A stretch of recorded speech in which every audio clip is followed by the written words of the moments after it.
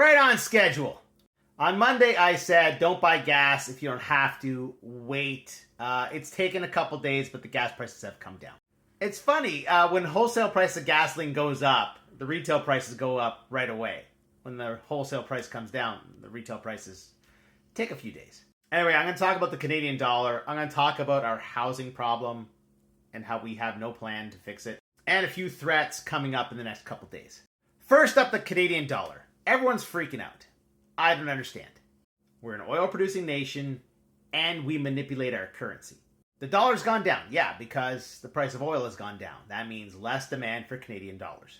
And as of the September update of our foreign currency reserves, we were at record levels. We have bought a ton of foreign currency, pushing Canadian dollars into the market, bringing down their value. But now the value is too low. The report for October comes out next week. I don't see much change. We'll probably have increased it a little bit more. But I think for November, it's quite likely that our foreign currency reserves are going to go down. Because I can see the Bank of Canada selling foreign currency and buying back Canadian dollars to bring the value of the dollar back up. I know. I'm constantly told that we do not do this, that we do not buy foreign currency to bring down the value of the Canadian dollar. But every time the dollar goes up, we seem to go on a buying spree. All right, I am constantly seeing articles about how we can fix our problems with housing and how the problems are the homeowners that vote in these terrible policies and it's investors and etc., etc. Investors don't want to be here. Smart investors do not want to be in housing in Canada. It's a terrible idea. So who does it? It's the small mom and pop investor. The corporations tend to be like guys who own like 3 or 4 houses. It's all small potatoes. Smart money is not investing in Canada because being a landlord in Canada, especially Ontario, is a terrible idea. Investing is a risk and return kind of thing. It's a very high risk for not much return. And there's talk about zoning and commuting and so on and so forth. Like this article here talks about going back 100 years to how we used to do things. Go back to 2020 when we had work from home and people didn't commute because they were working from home. What happened to vacancy rate? Went through the roof. Cost of rent.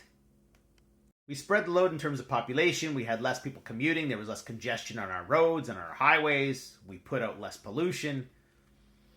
So if we want to fix the housing problems, it seems to me it's quite obvious.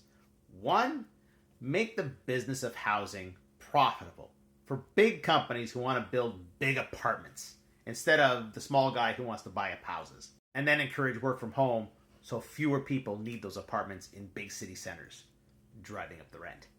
All right, what's in the future? The election is coming up. And next week, there's the next rate announcement from the Fed. That election's a big one. Why? Well, over the last few days, there have been some experts saying that the market is pricing in a Trump win. So billionaires looking forward to getting more tax cuts. Here's the thing, though. According to the polls, it's 50-50 right now. And according to some other experts who do predictions, they are seeing a landslide for Kamala Harris.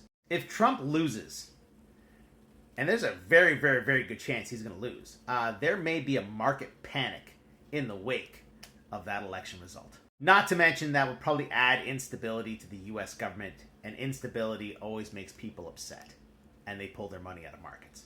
We shall see. We shall see. And then, of course, a couple days later is the rate announcement from the Fed. There's like a 98% chance they're going to cut by a quarter point. But they might cut by more. Who knows?